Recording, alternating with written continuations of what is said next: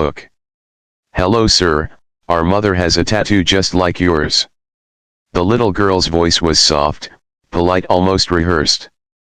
Daniel froze in the middle of the crowded train station.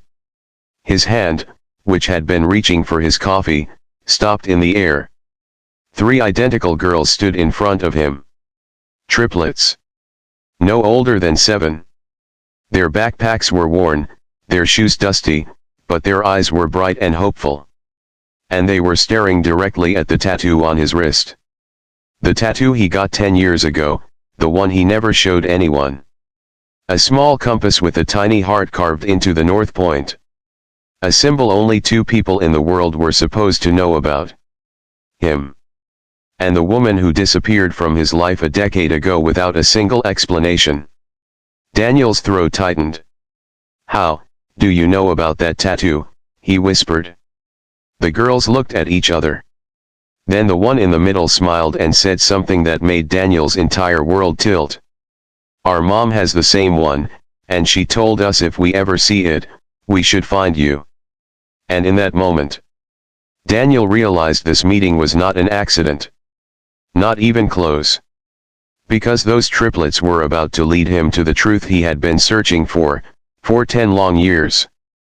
And when he finally saw their mother again, everything he believed about his past would shatter. Daniel Reed had spent the last decade convincing himself he was fine.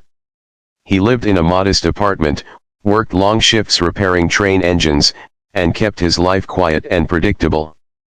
People at work called him dependable, responsible, calm.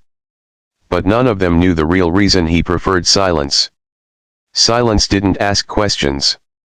And silence didn't remind him of the woman he once loved. Her name was Elena.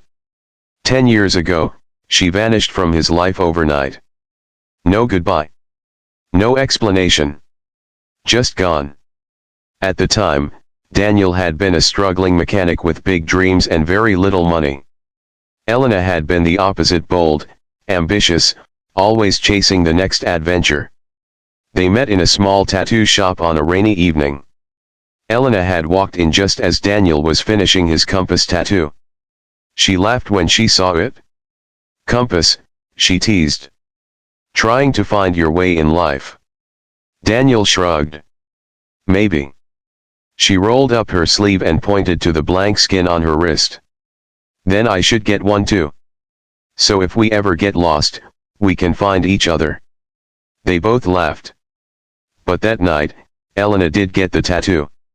The exact same compass, with the tiny heart pointing north. It became their secret symbol. A promise that no matter where life took them, they would always find their way back. For 2 years, they built a life together filled with dreams, late-night conversations, and plans for the future. Then one morning, Elena was gone. Her apartment empty. Her phone disconnected. Her job resigned. No note. No message. Nothing. Daniel searched for months. He visited every place they used to go. He called every friend they shared. He even hired a private investigator with money he didn't have. But Elena had vanished like smoke. Eventually, everyone told him the same thing. Move on. So he tried. But the tattoo stayed. And every time he looked at it, he wondered the same thing. Why? Now, 10 years later, 3 little girls were standing in front of him claiming their mother had the same tattoo. And suddenly, the past wasn't buried anymore. Where is your mom? Daniel asked, his voice barely steady. The girl on the left answered. She's at the hospital. Daniel felt a sharp pull in his chest. What happened? The smallest triplet held his sleeve gently. She's sick. The girls explained that their mother had been in the hospital for weeks. Before she was admitted, she gave them very specific instructions. If you ever see a man with this tattoo, bring him to me. Daniel stared at them, trying to process everything. How did you even find me? The girls smiled. We didn't. You found us.